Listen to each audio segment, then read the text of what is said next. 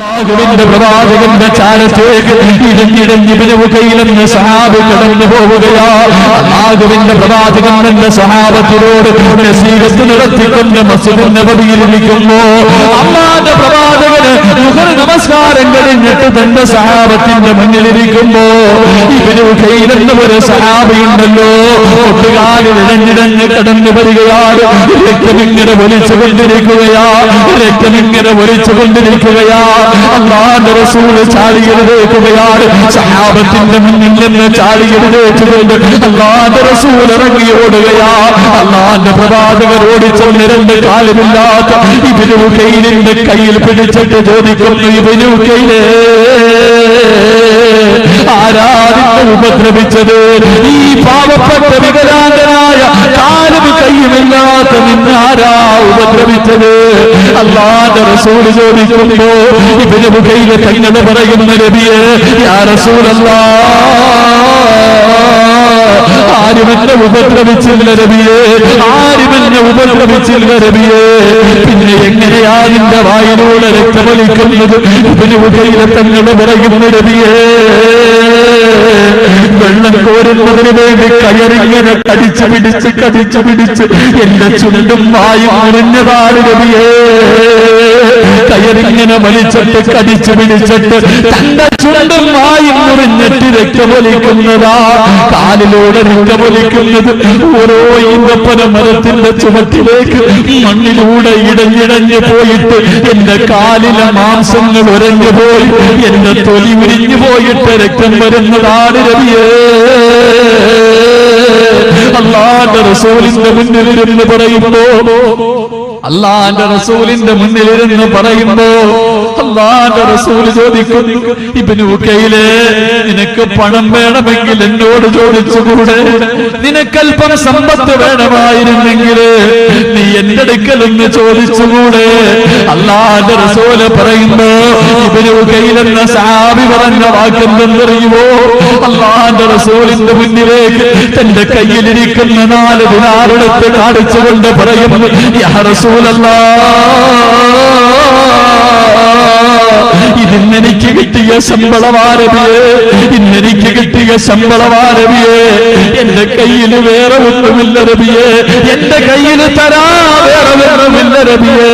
പാവപ്പെട്ടവർക്ക് തരാൻ ഇബ്നു ഉകൈലിന്റെ കയ്യിൽ ഇതല്ലാതെ മറ്റൊന്നുമില്ല യാ റസൂലല്ലാഹ്. എനിക്ക് സ്വർഗം തരണേ നബിയേ, എനിക്ക് സ്വർഗത്തിൽ പോകണമെന്ന് വല്ലാത്ത ആഗ്രഹമുണ്ട് നബിയേ, എനിക്ക് സ്വർഗം തരണേ. അല്ലാഹുവിന്റെ പ്രവാചകന്റെ മുന്നിലിരുന്നിട്ട് 2 കാലുമില്ലാത്ത ഒരു സഹാബി രക്തരൂപത്തിലൊലിച്ചുകൊണ്ട് പറഞ്ഞു പോയതെങ്കിൽ, എന്റെ പ്രിയപ്പെട്ട സഹോദര, അല്ല നിനക്ക് സമ്പത്ത് തന്നത് നിന്നോട് ഇഷ്ടമുള്ളത് കൊണ്ടല്ല, നിന്നെ പരീക്ഷിക്കാരാ, നിന്നെ പരീക്ഷിക്കാരാ. പാവപ്പെട്ടവരെ നിന്റെ കണ്ണിന്റെ മുന്നിൽ കാണിക്കുമ്പോ വെള്ളിയാഴ്ച ഇവിടത്തെ പള്ളികളുടെ മുന്നിൽ പാവപ്പെട്ടവർ തോർത്തു വലിച്ചെട്ടിരിക്കുമ്പോ 10 രൂപയുടെ നോട്ടെടുത്തിട്ട് പുച്ഛത്തോടെ വലിച്ചെറിഞ്ഞിട്ട് ഇറങ്ങി പോകുന്നു എന്റെ പ്രിയപ്പെട്ട മുസ്ലിമേ. അല്ലാഹ് മറക്കല്ലേ, അല്ലാഹനെ മറക്കല്ലേ. പാവപ്പെട്ടവന്റെ കണ്ണീര് കാണാതെ നടക്കല്ലേ. എന്റെ ശബ്ദം കേൾക്കുന്ന പെങ്ങളെ, ശരീരം മുഴുവനും സ്വർണ്ണമിട്ടുകൊണ്ട് നീ ഇഷ്ടമുള്ള രീതിയിൽ ആസ്വദിച്ച് ജീവിക്കുമ്പോ നിന്റെ അയൽവാസിയായ പെങ്ങളുണ്ടല്ലോ, 1 ഗ്രാമിന്റെ സ്വർണം പോലും ഇടാറില്ലാതെ 25-30 വയസ്സായിട്ട് വീടിനകത്തിരുന്ന് കരയുന്ന പാവപ്പെട്ട പെണ്ണുകളുടെ പെറ്റുമ്മ പൊട്ടിക്കരണ്ടുകൊണ്ട് വീടിന്റെ ഉമ്മറപ്പടിയിൽ വന്ന് കൈ നീട്ടുമ്പോ ഒന്നുമില്ല നാട്ടി ഓടിക്കുന്ന പെണ്ണ്, ഓളെ സ്വർഗത്തിൽ പോകണോ? പെങ്ങളെ സ്വർഗത്തിൽ പോകണോ? ആയിഷാ ബീവി പോയ സ്വർഗമല്ലേ? ആമിന ബീവി പോയ സ്വർഗമല്ലേ? ഖദീജത്തുൽ കുബ്ര പോയ സ്വർഗമല്ലേ? ആരാ ഖദീജയാരാ?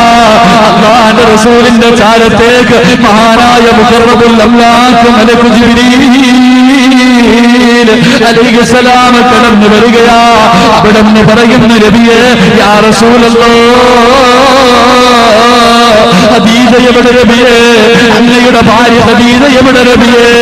അല്ലാഹുവിന്റെ റസൂൽ ചോദിച്ചു, എന്റെ ഭാര്യയെ തിരക്കുന്നതെന്തേ ജിബ്രീൽ? എന്റെ ഭാര്യയെ തിരക്കുന്നതെന്തേ ജിബ്രീൽ?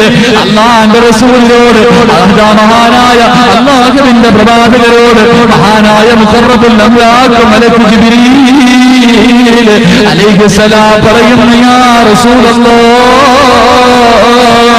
അങ്ങയുടെ ഭാര്യ വരുമ്പോ, അങ്ങയുടെ ഭാര്യ ഖദീജ വരുമ്പോ അല്ലാഹു സലാം പറഞ്ഞിരിക്കുന്നു നബിയേ.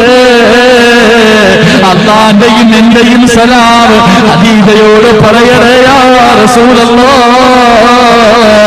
ഖദീജാന് സ്വർഗത്തിലൊരു കൊട്ടാരമുണ്ട് നബിയേ. ഖദീജയ്ക്ക് സ്വർഗത്തിലൊരു കൊട്ടാരമുണ്ട് നബിയേ. ഏത് ഖദീജ എന്നറിയുമോ? കോടാനുകോടി സ്വത്തുമായി ഇസ്ലാമിലേക്ക് കടന്നു വന്നിട്ട് അവസാനം മരിക്കുന്ന സമയത്ത് കഫൻ തുണി വാങ്ങാൻ പോലും സമ്പത്തില്ലാതെ ഈ ലോകത്ത് നിന്ന് യാത്ര പറഞ്ഞ ഖദീജ. മരണത്തിന്റെ വേളയില് മുമ്പ് പ്രസവിച്ച ഫാത്തിമ എന്ന പൊന്നുപോലെ കോടാനുകോടി സ്വത്തിന്റെ ഉടമയായ ഖദീജ റളിയല്ലാഹു തആല സക്കറാത്തിന്റെ അവസ്ഥയിൽ കിടക്കുമ്പോ തന്റെ പൊന്നുപോലെ ഫാത്തിമാൻ അടുത്തേക്ക് വിളിക്കുകയാ. എന്നിട്ട് പറയുന്നു, ഫാത്തിമ, ഉമ്മയോട് നിനക്ക് വെറുപ്പ് തോന്നല്ലേ? ഉമ്മയോട് നിനക്ക് ദേഷ്യം തോന്നല്ലേ? ഓളെ ഫാത്തിമ, നിന്റെ ശരീരം മുഴുവനും സ്വർണ്ണം ഇട്ട് തരണമെന്ന് ഉമ്മാൻ ആഗ്രഹമുണ്ട് ഫാത്തിമ.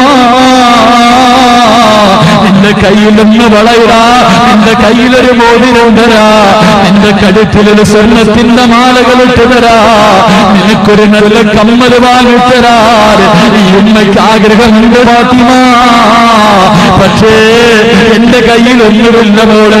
എല്ലാ പാവപ്പെട്ടവർക്ക് കൊടുത്തു മോള്, എല്ലാ യതീമീങ്ങൾക്ക് കൊടുത്തു മോള്.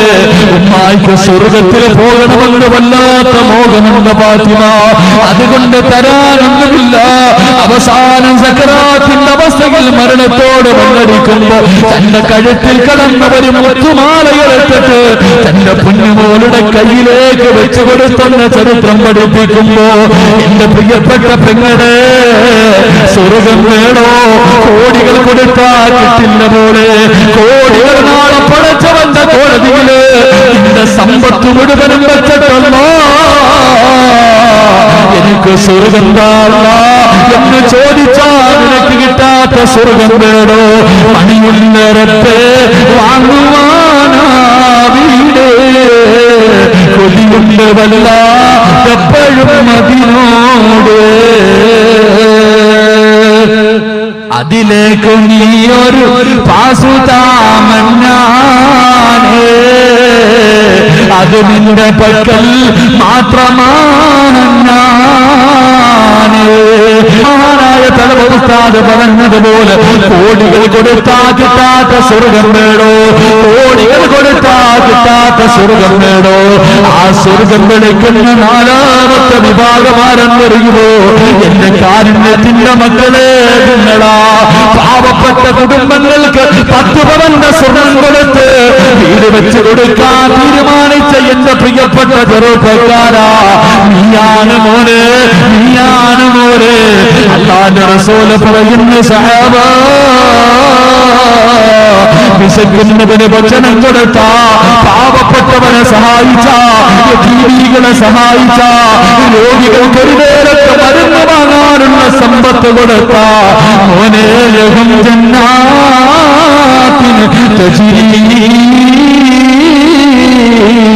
മിൻ തഹ്തിഹൽ അൻഹാർ, പാലരുവികളും തേരരുവികളും ഒഴുകുന്ന പടച്ചവന്റെ സ്വർഗത്തിന്റെ പരദീസയിലേക്ക് നാളെ പച്ചപ്പറവയെ പോലെ പറന്നു പോകാം. നിനക്ക് ഭാഗ്യം കിട്ടുമോടെ? നാളെ പടച്ചവന്റെ കോടതിയിലേക്ക് കടന്നു ചെല്ലുമ്പോ സ്വർഗത്തിന്റെ 8 കവാടങ്ങളും തുറന്നിട്ടുകൊണ്ട് നിന്നെ മാടി വിളിക്കും ചെറുപ്പക്കാരാ.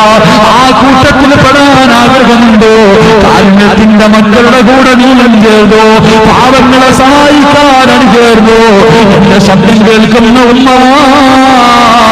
നാളെ പടച്ചവന്റെ സ്വർഗത്തിലെ 8 വാതിലുകളും മാടി വിളിക്കുന്ന സ്വർഗീയ വനിതയായിട്ട് നിനക്ക് ഫാത്തിമ റളിയല്ലാഹു തആല അൻഹയുടെ പുറകിൽ നിന്ന് സ്വർഗത്തിൽ പോകണോ?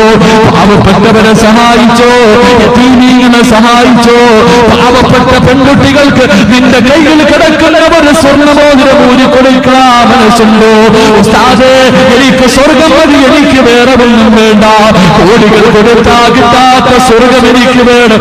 എനിക്ക് മരിക്കുന്ന സമയം എന്റെ വീടിനകത്ത് കടന്ന് വെള്ളിയാഴ്ച രാവിലെ കടക്കാരനല്ലാതെ എനിക്ക് സ്വർഗത്തിലെ എന്റെ വീട് കണ്ട് മരിക്കണമെന്ന ആഗ്രഹത്തോട് ഈ പാതിരാത്രിയിൽ ഈ സദസ്സിലിരുന്ന് തീരുമാനിച്ചോ. അല്ലാഹുവിന്റെ റസൂൽ പറയുകയാ,